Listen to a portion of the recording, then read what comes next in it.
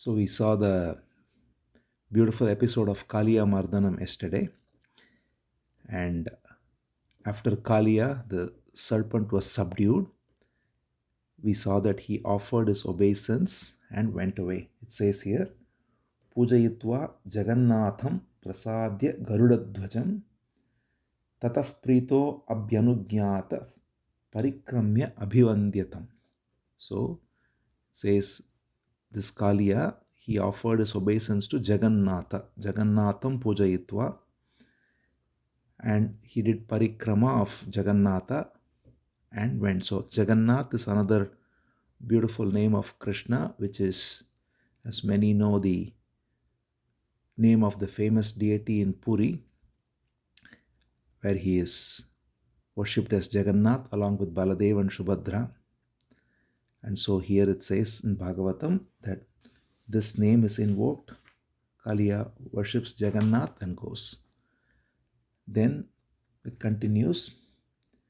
It's a Shuka Brahmam continues that after that, after the Kaliya subdual, Mardhanam, then Krishna comes out and he is so happily received by all the Brajavasis. All the Brajavasis are ecstatic. Yashoda is ecstatic.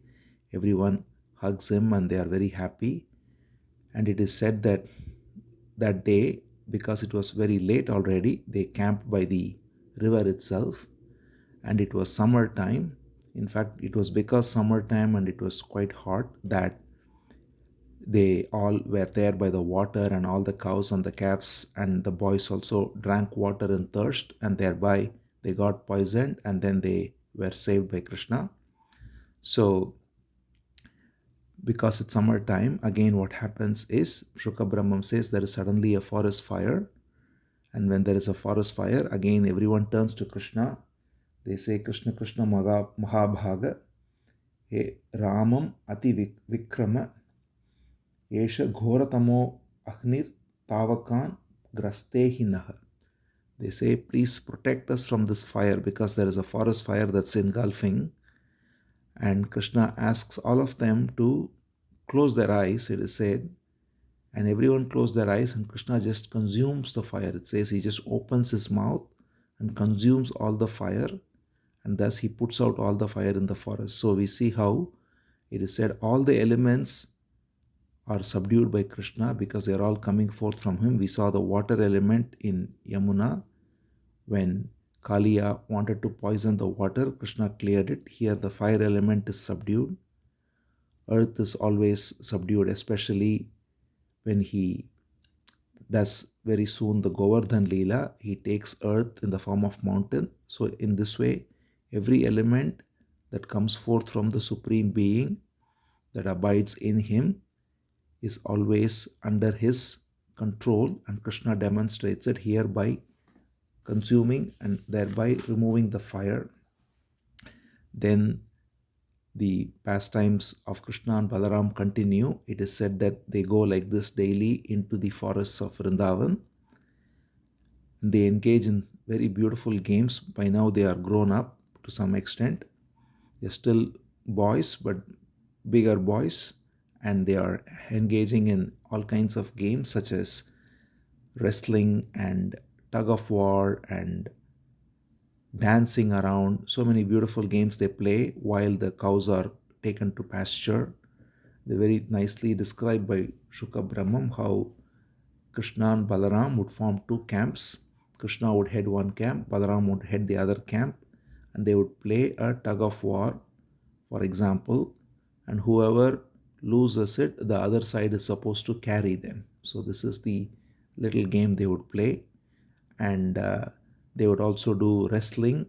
They would engage in various musical performances. Krishna would sing or play the flute. They would all sit around and listen. And sometimes he would dance, sometimes others would dance. So all this beautiful little boyish pastimes they were engaged in. And once when they were doing so, it is said that another demon called Pralamba, he comes, Pralambasura. So in the long procession of various demons coming forth, he comes as a cowherd boy. So last time we saw one demon come as a calf, Vatsasura. This Pralamba comes as a cowherd boy. He thinks he can pretend to be another friend of Krishna and thereby get into the group and then do something mischievous like kill Krishna. So he joins the group. He then they play the same game, it is said, the tug of war, and he joins the group of Krishna, and Balaram is on the other side, and they have this game and they lose the game. Balaram is very strong, so he wins the game. So it is said that they have to carry them. So Pralamba thinks, okay, let me carry Balaram and then thereby just kill him. So he carries Balaram and he starts running, and then he suddenly runs so fast that they cannot see him. So Krishna and Balaram knew this all along, that this Pralamba is not one of their friends but acting like one. So when he carries Balaram and runs away like this, and he starts expanding to his demoniac form, it is said that Balaram, with his mighty power, knocks him with his fist, and he goes down. With one knock, he falls down and he is killed. And thereby Pralamba is finished by the power of Balaram. Balaram, the name implies Balam, strength. Balaram is very powerful, and so with this strength he knocks off Pralamba, and this particular demon is killed by Balaram himself. So they're all happy, they celebrated, and then time moves on. There's a beautiful description of the rainy season given by Shuka Brahmam. In the beautiful forests of Vrindavan, summer gives way to monsoon, and there is beautiful rains everywhere, and the rains are so poetically described by Shuka Brahmam, how the entire forest is looking so green, and he uses such beautiful similes which brings forth the beauty of nature as well as wonderful examples from life itself and from self-knowledge. He says, for instance, when the rains flow, all the streams are suddenly running in all kinds of directions. He says it is like people who suddenly get wealth and they don't know what to do. They spend in all kinds of directions. Then he says, for example, that when the rain falls with such intensity, the water bodies are all trembling, they are agitated, and they are moving here and there, whereas the mountains that are there like Govardhan, they remain still, they are not affected by it. So he says this is like how people who are caught in the senses, caught in the me and mine, are like these waters that are agitated due to external influences, whereas the one who is still, he is unaffected, just like the mountain is. The mountain remains still. No matter how much water falls on it, the mountain simply remains still. So this way, he gives such beautiful examples of how the waters of the rains are making Vrindavan so green and so fertile. And through this, it is said Krishna and Balaram, they still go to the forests every day, and they sometimes take shelter in a cave when there is too much rain, and then there in the cave they sit and sing, and they would play the flute and all the rest. And then it gives way to autumn. Every season is described so beautifully, and when the autumn season called as Sharad Rutu comes, then the skies are cleared, and then the waters are clear, and it is said that just as the another beautiful example here Shuka Brahmam gives is the mountains are giving out streams now because all the rains have stopped, and there is a clear stream coming from the mountain, and it is giving good drinking water.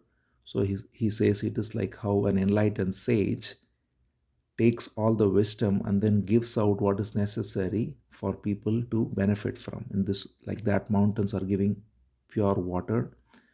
So in this way, autumn season is described, and then there is a beautiful description of Krishna's playing the flute. So especially in the Sharad Rutu, in the season of autumn, when the skies are clear, and this is when later we will see the most beautiful episode of Rasa Leela happen in Sharad Purnima.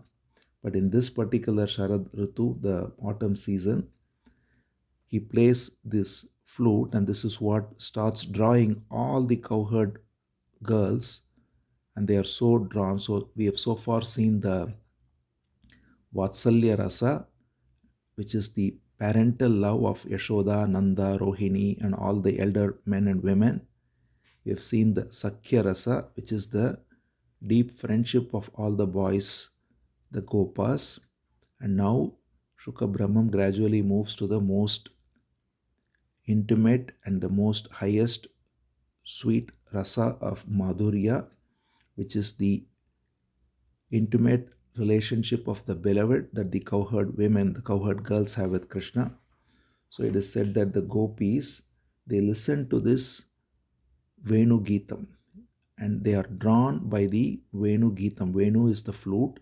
Venu Geetam is the song of the flute. He plays the song of the flute and it is drawing them and it is taking them to their own heart. It says, Tad Vrajastriyaha Ashrutya Venugeetam Smarodayam Kaschit Paroksham Krishnasya Swasakibhyo Anuvarnayan.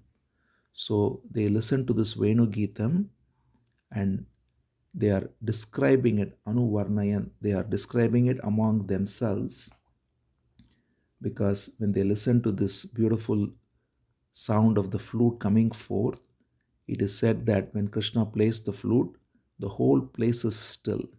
All the boys who are with him, including Balaram, they just sit and watch without a movement of any kind, inwardly or outwardly. All the cows and the calves are all still. There are deers that come and they are all looking and they are still. Even the bees that are normally swarming do not make any sound, they are still. The river that flows seems to not flow with the same speed but slow down for the sake of listening to the song of the flute. The entire nature seems to be just absorbed in this song of the flute. So this is the beauty of the Venu Geetam. When Krishna's flute plays, everyone is still, and the Venu Geetam is also very symbolic. As pointed out, the flute is an instrument that is hollow, and because this flute is hollow, when Krishna plays this music, it comes out so beautifully and takes everyone inward. So symbolically, we also, when we remain empty of the ego, then we become the perfect instrument of God. The flute remains the perfect instrument because of being empty. If there is anything that blocks the flute, no sound will come, no music will come. The emptiness of the flute is what makes the music come. Similarly, if we are empty of the ego, then the body and the mind are perfect instrument to play the divine music through us. So that's the symbolism of the beautiful flute Venu Geetam that Krishna plays. And listening to this Venu Geetam, the gopis, as we said, they are describing this beautifully. They are now drawn to Krishna and the beauty of the form and the sound of the music and everything.